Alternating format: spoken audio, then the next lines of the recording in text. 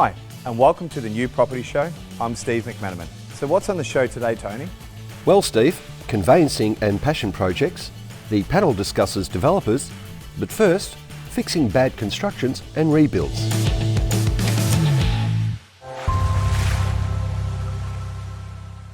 Trevor, welcome back. Thank you. Returning guest, Yep. and we're going to talk about your current projects. Mm-hmm. It's obviously First Avenue Constrctions does a lot of projects. Yep. We've got a fire rebuild going on, we've got an Yep. extension going on, and you've recently been, you've got a new certification. Yes. Fire rebuilds. Yep.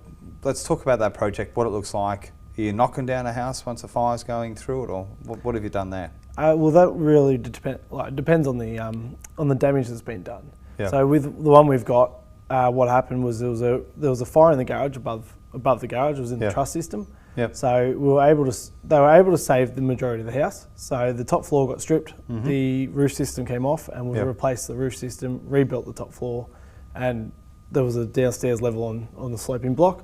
That's also been renovated as part of the process, but that was a client choice. When quoting on a job like that, though, do you discover a few things that you didn't even know about when you're pulling this house apart, or? Yeah, there's always unknowns Yeah. with these sort of things.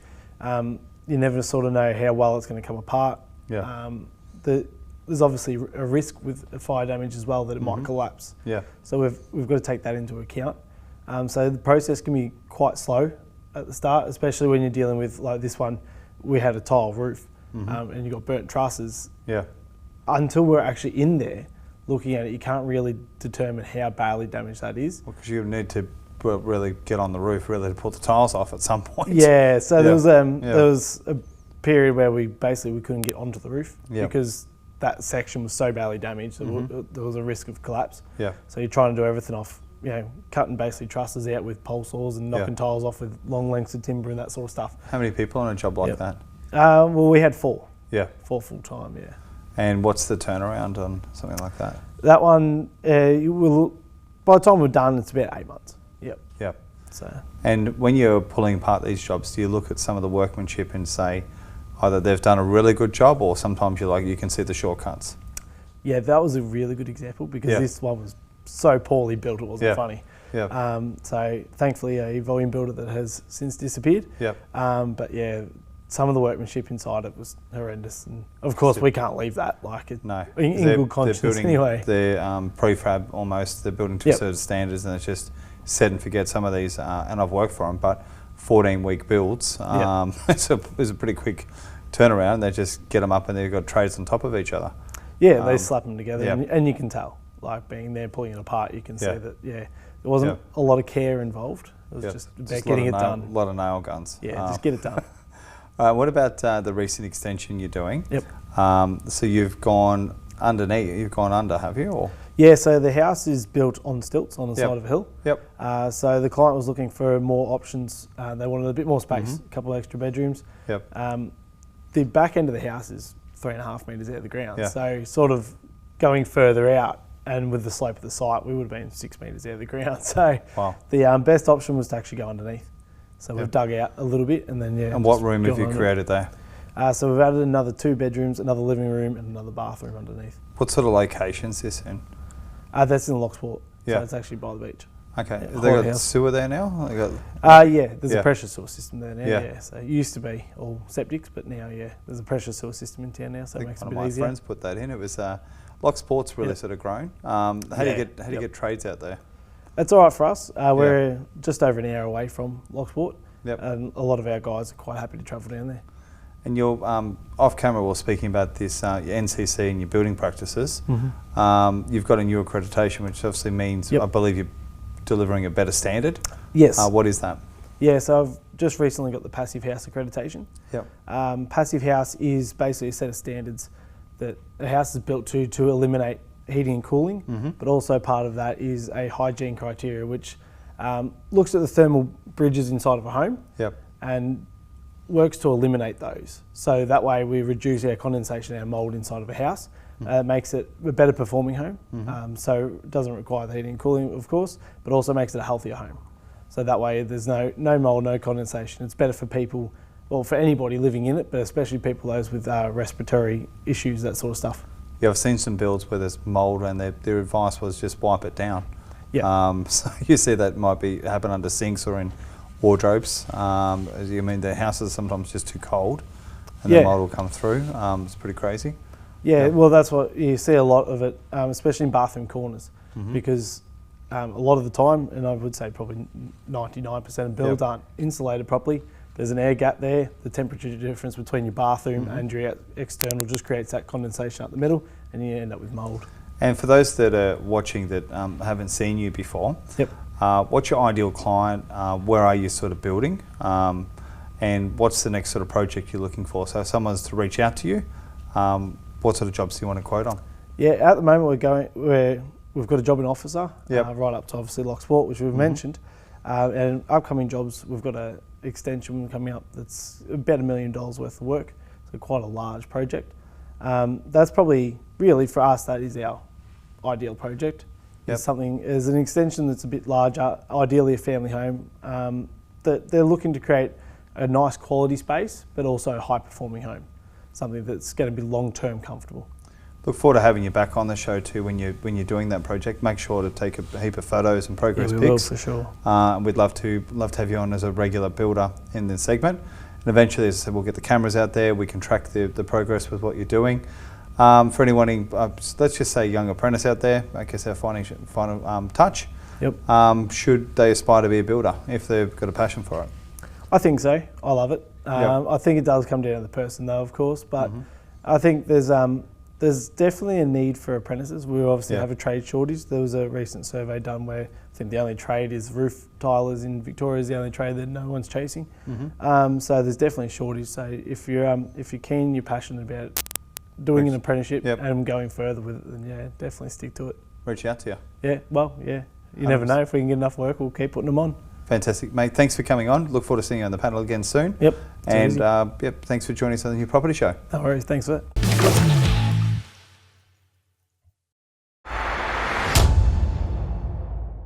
Avanthi, welcome to the New Property Show. Amazing to have you here. Thank you, Steve. We're having a chat off camera, okay? And we're talking about business. Now, business is obviously you're doing conveyancing, but it's not just that. It's about why you do business, and I kind of want to get into that part of the story as well. So, first of all, how long have you been in business? Usual sort of questions there. But do you want to talk to me about some of your passion projects? Sure. So, I've been in business in the legal industry for 20 years. I qualified in 2004 in Sri Lanka, and I migrated to Australia in 2009. And since 2009, I've been in conveyancing predominantly, so for the last 14 plus years. And that's been my area of passion. I love helping buyers buy a new property, sellers sell a property, someone start a new business. You are helping generally someone achieve a dream. What starts as a dream or a goal, they really don't usually know at the beginning of the process how to go about achieving that dream or goal. So we like being a part of that journey, helping them, guiding them, etc. And it's given me a lot of joy in the last few years. We have been in business. My particular business is 7+ years old.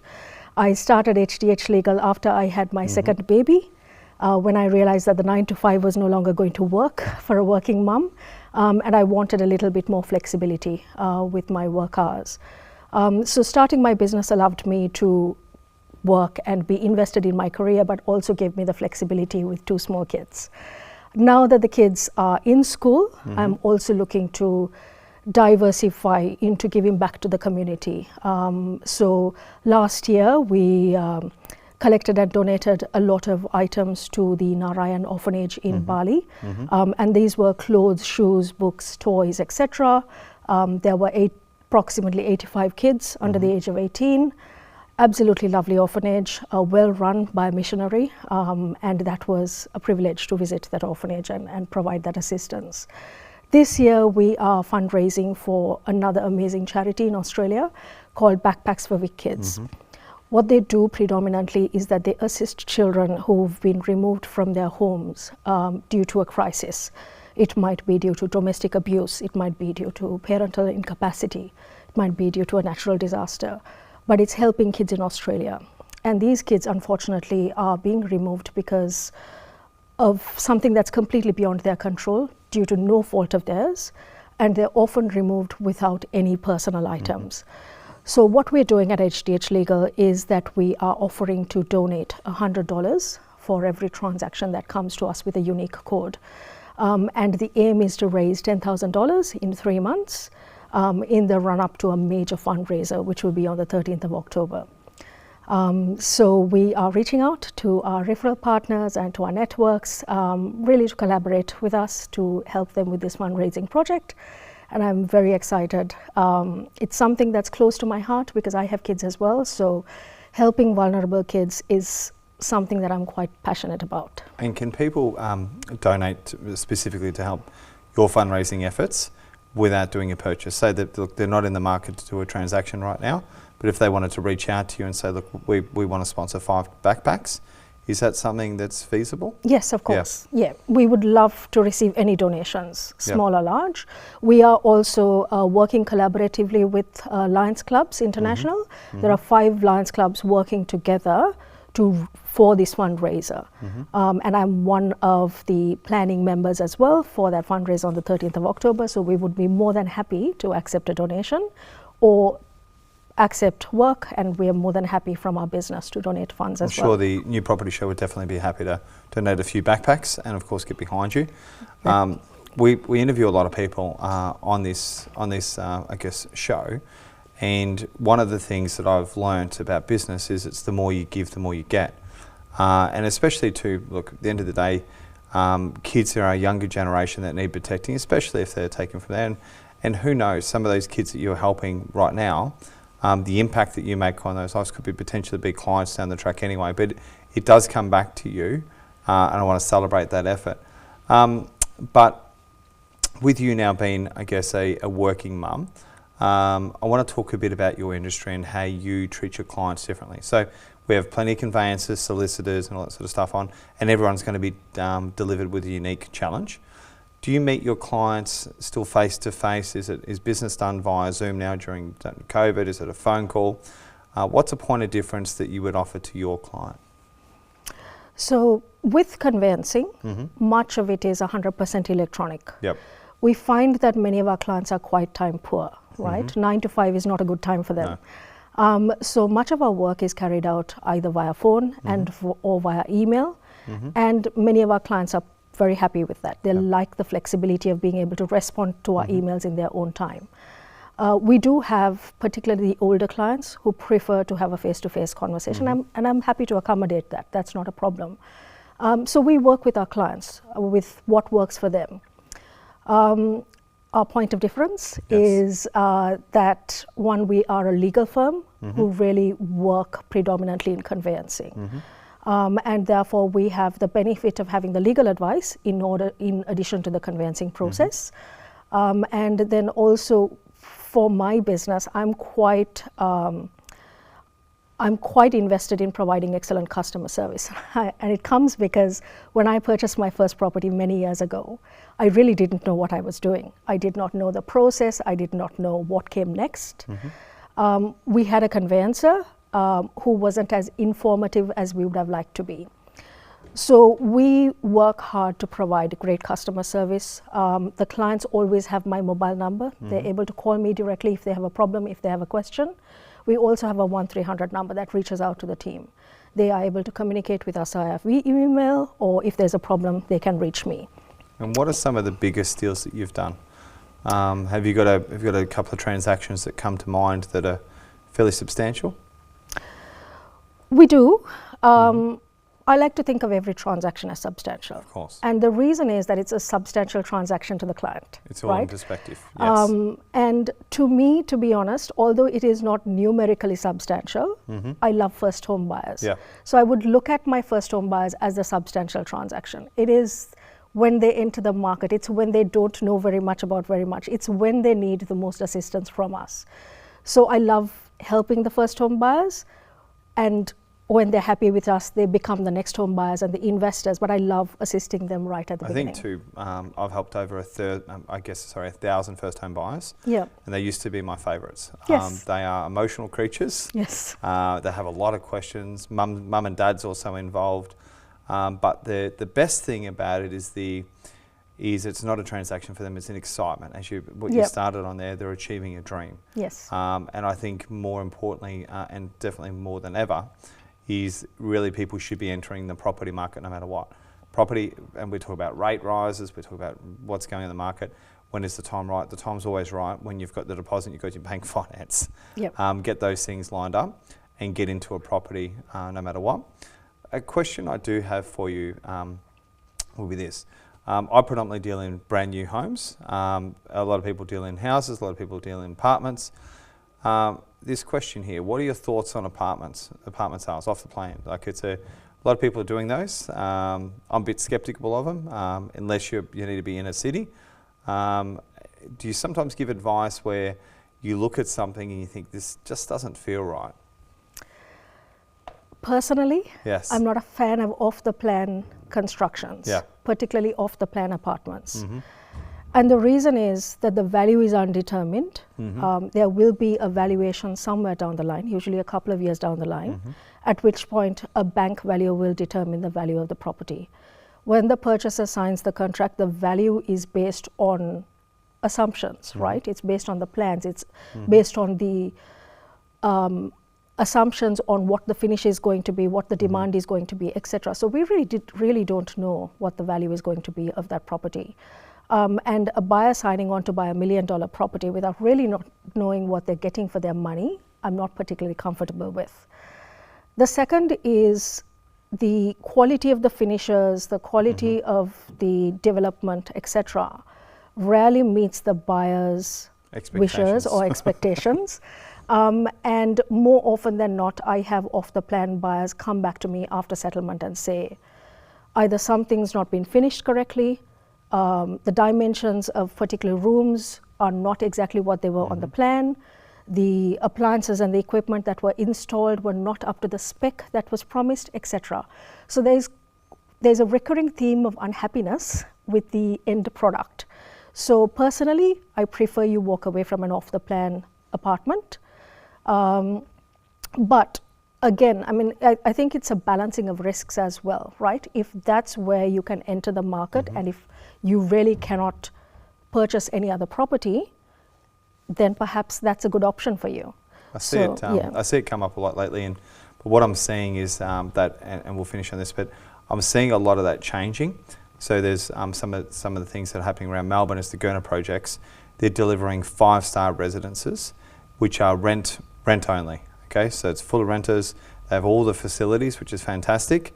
And my advice is to those types of people that want to get into the property market is rent where you want to live and buy where you're going to make wealth. Yeah. And I'm glad that, as I said, we come to an agreement on that as well, because it's really the value is always in the land. Yes. And that's it.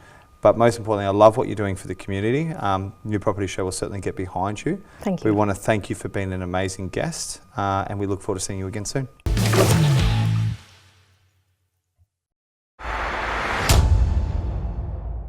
Welcome to this week's debate. Could get heated, but I'm going to say a word, and I want to hear what your answer is. Developers. What immediately comes to mind? Well, firstly, I'd be saying they make a lot of money. I wish. That's what people think, though, as well. Yeah.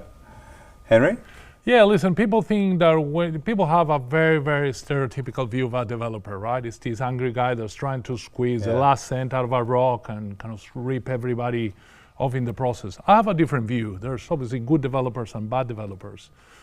But the property world is moved by developers, and if developers produce the right product for the right investor and for the right tenant, then everyone wins in the process, and there's no reason why you should have a negative association to it. 100%. What do you think? Look, when I'm talking obviously from a conveyancing perspective, conveyancers have a very tight understanding of developers. Developers sometimes in conveyancing it can be quite tough. They can also be quite lenient. Developers nowadays are very tough, and especially in this current market. So conveyancing have very strong feelings on developers right now. That seems very strong. Yes. And over to you, you're a developer, yes? Developers are one of the few industries and professions in the world where you have all of your capital out before you get anything back. So if you look at an accountant, you get paid by the hour. If you look at a hairdresser, you get paid every time you do a haircut. If you look at a builder, you get progress payments. But if you look at a developer, you buy a site, maybe in 2017, maybe in 2010, you do town planning, you wait and wait and wait and wait. You get paid a 10% deposit that gets held in your solicitor's trust account that you can't touch. And then you wait all the way to settlement to get a single cent. So it is a hard game.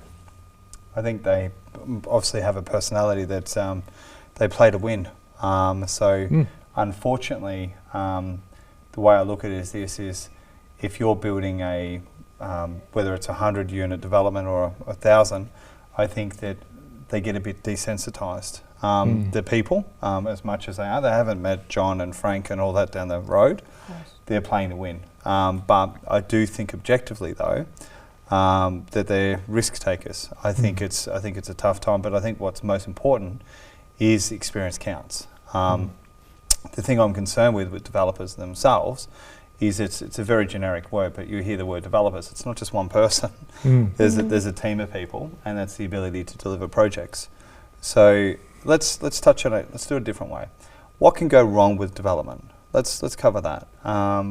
What do you see go wrong? I think developers that are risk takers are the wrong developers. Yeah.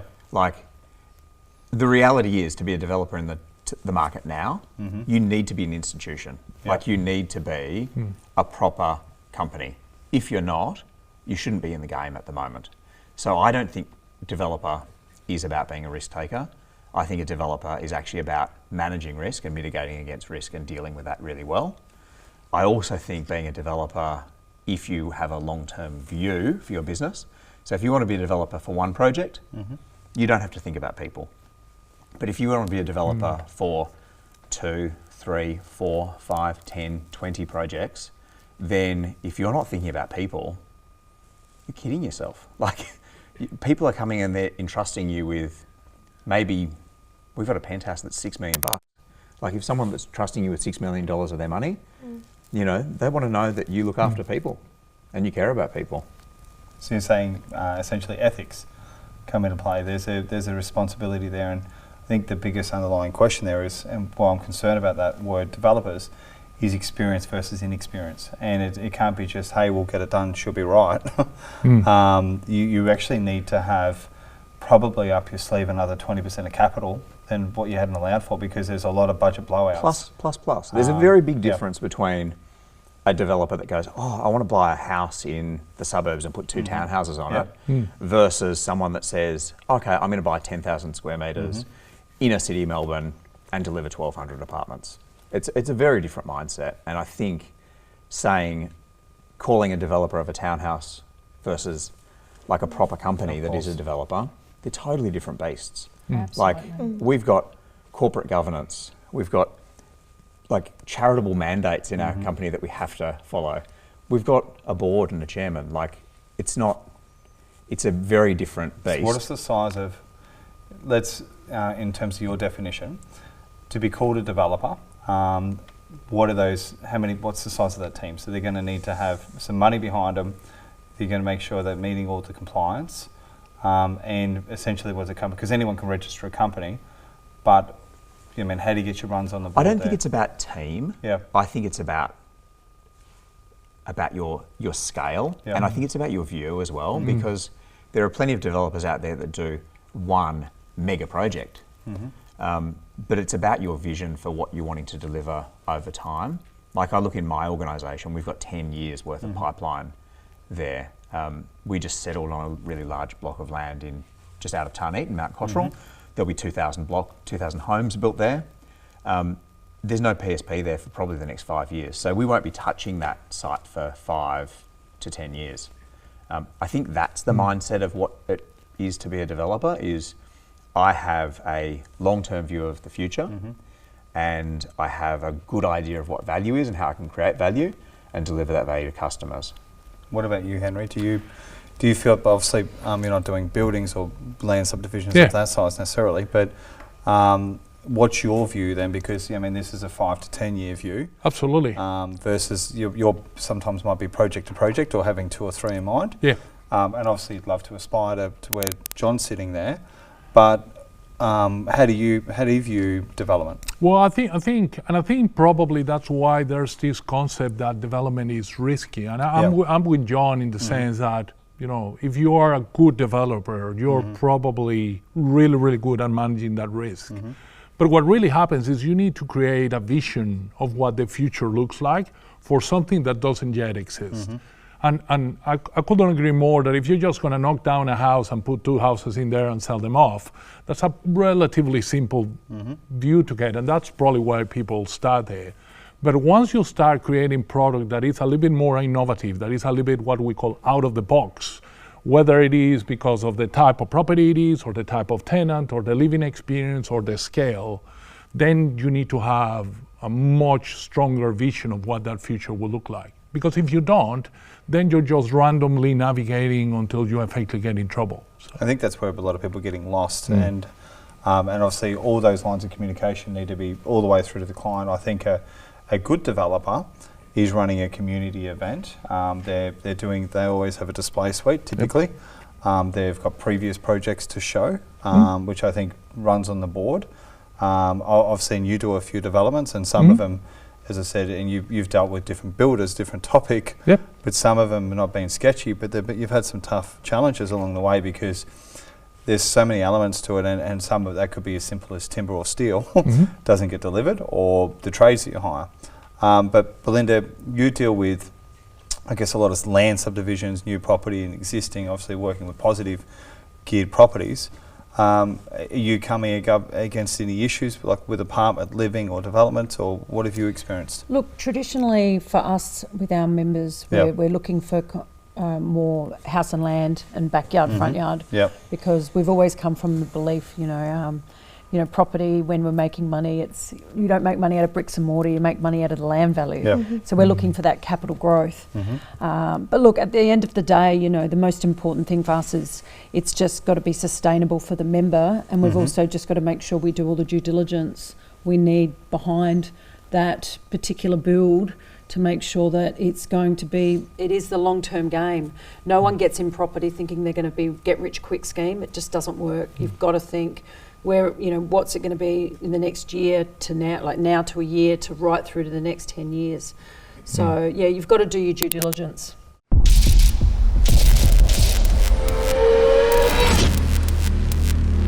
That's all for this week, and thank you for joining us.